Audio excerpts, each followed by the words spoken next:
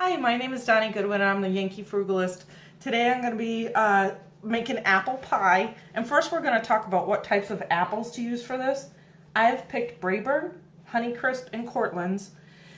You want to pick an apple that is crisp, that is tart and sweet. You could use Golden or Red Delicious, Rome, Granny Smith. I use a couple of different kinds in every pie that I make. It's just a habit. So to cut up your apples, I've already peeled this one. You're going to cut it in 4. And you're going to cut the middle out of here. And then you're just going to slice your apples up in pieces. You want them to be pretty uniform so that they cook all the same. You don't want hard bits and whatnot. And then we're going to put these in some lemon juice and add the flour and sugar and whatnot. And I'll show you that when we get there. Here we are with all the apples cut up. You can see they're already starting to turn brown. I've put the lemon juice in while I was cutting them up. That's just 2 tablespoons. You mix it up as you go. And now we're going to put in a 1/4 cup of flour, 3/4 cup of sugar, 2 teaspoons of cinnamon, and just a dash of salt. And you're just going to mix this up really well. You want to make sure that you coat all of the apples with both the cinnamon and the flour. And this helps them to not turn brown while you're making your pie crust. So you just want to pull up from the bottom, mix that up really well. And then we're just going to set this to the side while we make the crust. And now we're going to make our crust. Now, making crust is not difficult. However, you do need to pay attention. So today it's 2 cups of flour. And this is for 2 pie crusts. And then we have 2/3 cup of shortening. And then we're just going to put in 1 teaspoon of salt.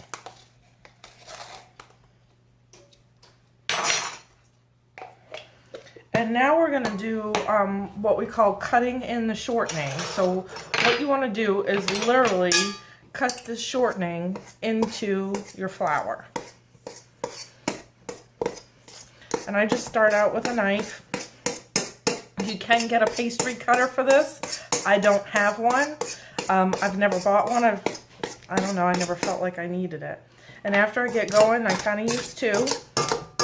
And you're just going to keep cutting this up, and then after a bit I kind of get my fork in there and press it against the sides, and you can see how I have these big chunks, and you want that to kind of look like cornmeal. So you don't want any big chunks in there. You want them to get to maybe little pea-sized or smaller. So any of those small ones you need to just kind of push in there.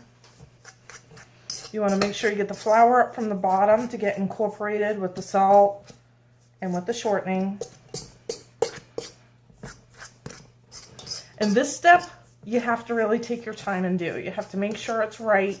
If you've got really big spots of fat in there, it's not going to be good for your crust. So you're just going to keep on going. And now you can see how I have little mealy pieces in here. They're just pretty small. I haven't got too many big pieces. Let me just check and make sure.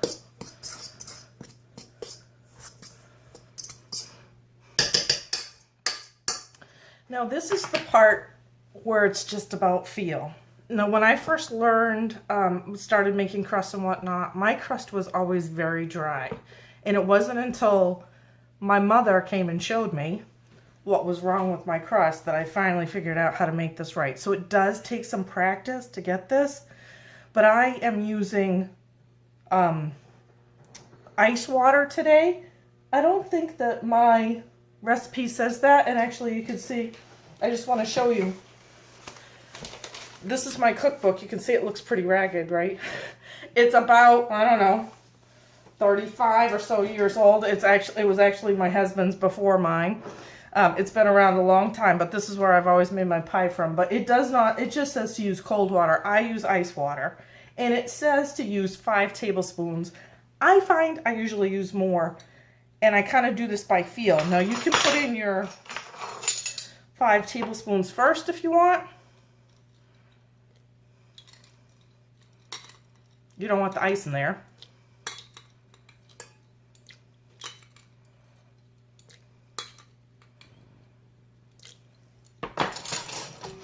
And then we're going to mix that in. Now I happen to have a really dry house. We heat with wood. And you can see this is still looking pretty crumbly. I need more water. This is the part. So I actually just put my hand over here and dump in a little bit more water. And I'm going to keep mixing until this turns into kind of a ball. And you want to make sure you get that stuff off the bottom again.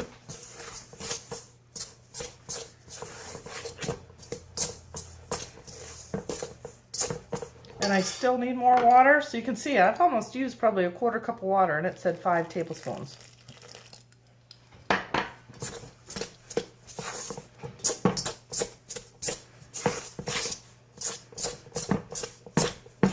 And now this is starting to come together as a ball. You can see it's pulling everything off the sides, and we can now put this together. So now what I'm going to do is put some flour down on my board first. I'm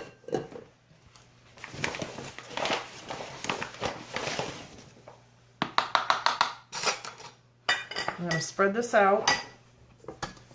And now I'm going to take my dough and kind of get it into a little ball here and put it onto my flour. And now I'm just going to knead it about 5 times. And that's just to make it to get into a ball. So we're just going to do 1, push, 2, 3, and that's it. Now, for better success, if you want to, you can put this into the refrigerator to let it get cold for a few minutes, 15 minutes or so, that it might help you roll out your crust better. This is for 2 pies, so I'm going to cut this in half. And this is just going to sit in my bowl. I'm going to pull off some of my flour here. And I'm going to get that into a nice round. And now we're going to roll that out. You see I turned it over so I have the flour on the top here too. I put a little bit on my rolling pin. And now we're just going to roll this out. Now the best way is you want to go in different directions. So this way, this way, this way. Whoops. My board's moving all around here.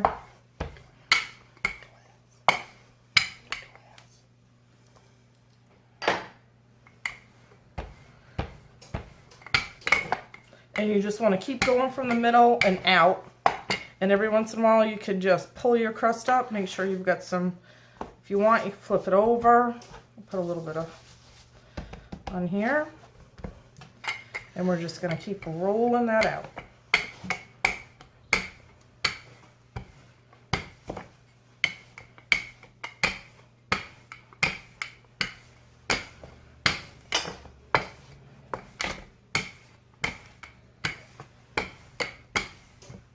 Okay, and that's big enough. So now I'm just going to fold it in half here, move it over. There's my pie plate. Just going to kind of put it up in there gently. And now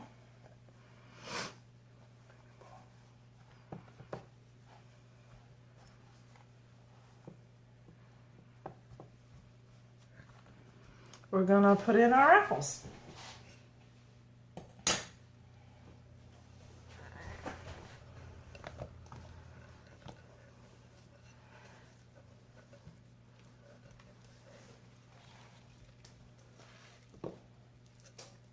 Sorry for my hands. There you go.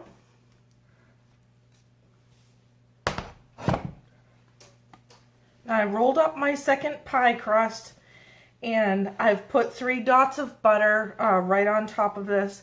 I can't tell you how many times that I've forgotten the butter and sealed the second crust in. And I'll show you how to get past that if you do the same thing. So we're just gonna spread this out on here.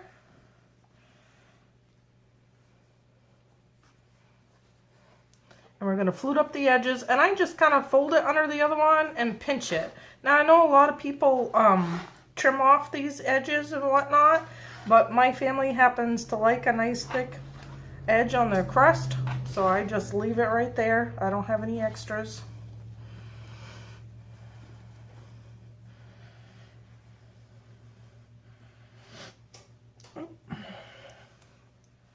And then I kind of try to make it look nice.